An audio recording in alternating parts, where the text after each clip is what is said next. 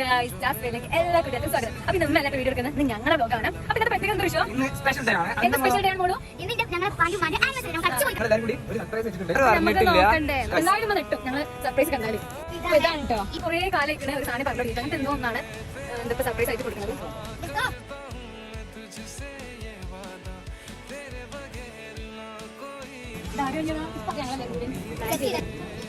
സത്യം പറയും സത്യം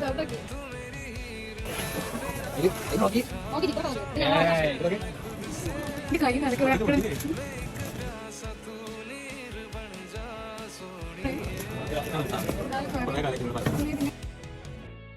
എന്താണ് കാണുന്നില്ല നോക്കി കാണട്ടെ എന്താണ്